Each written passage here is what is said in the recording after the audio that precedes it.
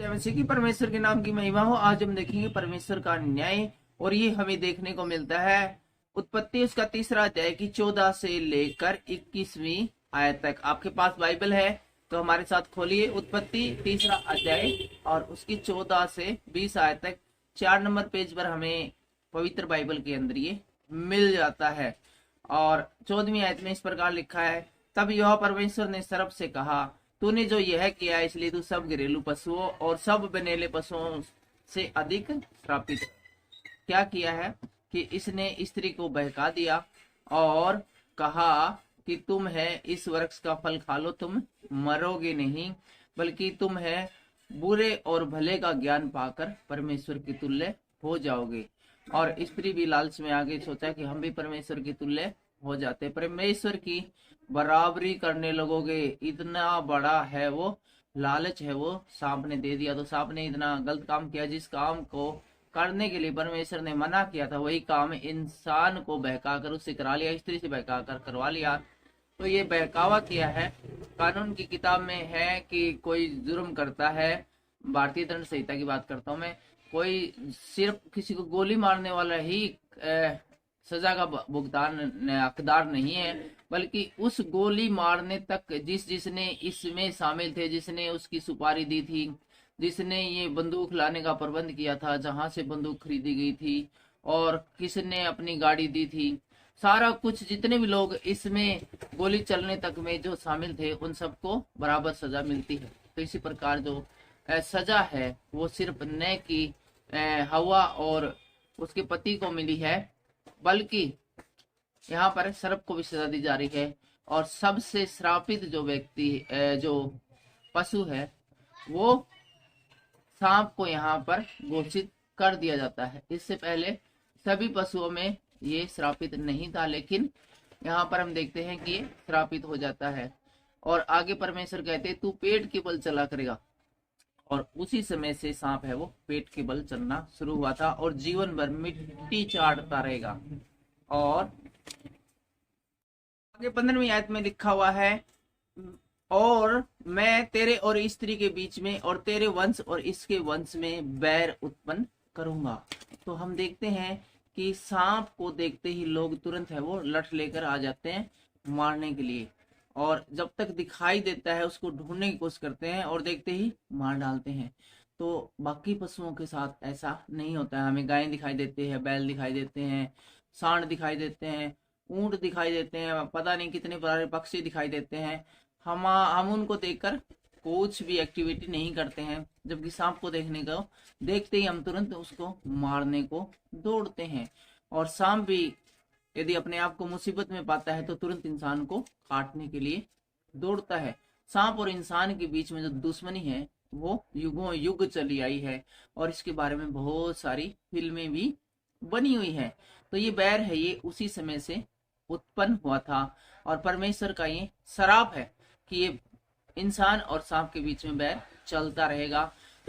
हम पढ़ रहे हैं उत्पत्ति उसका 3रा अध्याय और परमेश्वर का न्याय। और हम आगे देखते हैं, वह तेरे सिर को कुचल डालेगा और तू उसकी एड़ी को काटेगा। यहाँ लिखा है कि इंसान है वो सांप के सिर को कुचल डालेगा, उसकी मुंडी को तोड़ देगा। जब तक इंसान है वो सांप की मुंडी को, उसके सर को नहीं तोड़ता है वो सांप मरता नहीं है। आगे पीछे चाहे कितने भी उसके लठ मारे जाओ, और लेकिन जैसे ही उसकी मुंडी को तोड़ दिया जाता है सांप मर जाता है। तो ये इसलिए होता है क्योंकि परमेश्वर का श्राप है। और 16वीं आयत में इस प्रकार से लिखा है, फिर स्त्री से परमेश्वर ने कहा, मैं तेरी पीड़ा और तेरे गर्भवती होने के दुख को बहुत बढ़ाऊंगा। और परमेश्वर ने स्त्री के जो गर्भवती होती है और जो प्रजनन होता है उसकी पीड़ा को बढ़ाया है। जानबूझ के यहाँ पर स्त्री को पीड़ा दी गई है, क्योंकि उसने परमेश्वर के आज्ञा की बजाय सांप का, शैतान का कहना मानना ज्यादा अच्छा समझा। तो इसलिए हमेशा हमें याद रखना है कि हमें परमेश्वर हमसे क्या चाहता है, इस बात की ओर ध्यान देना है, न कि जो लालच दिखाकर हमें कुछ गलत हमसे कराता है उस तरफ ध्यान नहीं देना। शैतान क्या होता है, वो शोरूम के अंदर कोई अलग चीज दिखाता है, बड़ी ही अच्छी चीज दिखाते हैं, लेकिन गोदाम से दूसरी चीज उठाकर हमें दे देता है। जबकि परमेश्वर है वो हमें शोरूम में जो चीज दिखाता है वही चीज अपने गोदाम से देता है, जबकि शैतान उन चीज को बदल देता है। वो हमें अच्छी अच्छी चीजें दिखाता है लेकिन एक्चुअल में अच्छी चीजें।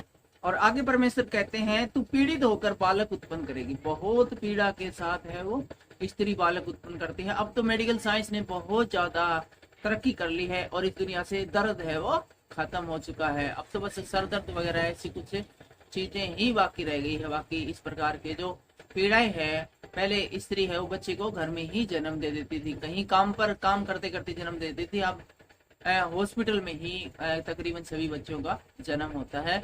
अब तो स्थिति और भी भयानक है, किसी बच्चे के जन्म पर ही हॉस्पिटल में बहुत बड़ा खर्चा हो जाता है। और तेरी लालसा तेरे पति की ओर होगी, तू उस पर प्रभुता करेगा। और इसके अलावा स्त्री को ये भी एक श्राप दे दिया कि तेरी लालसा तेरे पति की ओर होगी। इसका क्या मतलब है कि तू पति को ही अपना बोझ मानेगी और कोई भी काम करने से पहले, कुछ भी करने से पहले उसकी क्या बोलते हैं उसको, उसकी जो इजाजत है वो जरूरी समझेगी। उधर से वो चीज एक्सेप्ट होती है या नहीं होती है, हमेशा इस बात के फेर में रहेगी।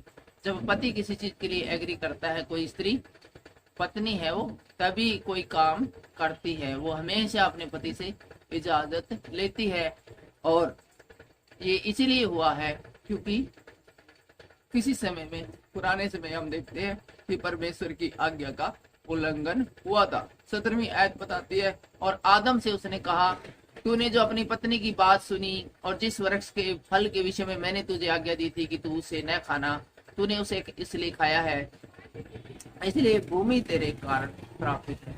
और इसके बाद है वो आदम की बारी आती है और आदम से कहता है कि तूने जो मेरी बात की बजाय ही इस स्त्री की बात माननी है और तूने इसकी आज्ञा माननी मेरी आज्ञा मानने से ज्यादा जरूरी समझा है, तो सुन ले, तेरी वजह से है ये भूमि जो है श्रापित है। पूरी भूमि है वो तेरी वजह से श्रापित हो गई है। पूरी भूमि को है तूने श्रापित कर दिया है, तूने पूरी भूमि को। उसकी उपज जीवन भर दुख के साथ खाया करेगा। अब से है ना, तेरे को ये फ्री में जो खाना मिलता था धन की वाटिका में, ये नहीं मिलेगा, बल्कि जो भूमि पर जो उपज होगी उससे तू रोटी खाया करेगा और वह तेरे लिए कांटे और ऊंट कटारे उगाएगी और तू खेत की उपज खाएगा। और तू बोएगा तो फसल, लेकिन साथ के साथ उसके खरपतवार भी उत्पन्न होंगे, ऊंट कटारे। और हम देखते हैं कि गेहूं बो दो, जौ बो दो, ज्वार बो दो, बाजरा बो दो, कुछ भी बो दो, उसके साथ में और बहुत सारे पौधे हैं अपने आप उत्पन्न हो जाते हैं। तो वो इसलिए उत्पन्न हो जाते हैं क्योंकि भूमि है वो श्रापित है। और ये सब आदम की उस गलती की वजह से हुआ जो उसने की थी। 19वें आयत कहते हैं और अपने माथे के पसीने की रोटी खाया करेगा और अंत में मिट्टी में मिल जाएगा, क्योंकि तू उसी से निकाला गया है, तू मिट्टी तो है और मिट्टी में ही फिर मिल जाएगा। और यहाँ पर परमेश्वर कहते हैं कि तुझे खाना खाने के लिए, अपना पेट भरने के लिए, अपने शरीर को ऊर्जा देने के लिए बहुत कड़ी मेहनत करनी पड़ेगी और दिन रात है वो काम करना पड़ेगा। इसलिए आज आप और मैं हैं वो हर समय काम करते रहते हैं। क्या 8 घंटे, क्या 16 घंटे, बल्कि 20-20 घंटे भी कुछ लोग काम करते। वो इसलिए करते हैं क्योंकि ये परमेश्वर का श्राप है इंसान को, जिसको हम अब तक भोग रहे हैं।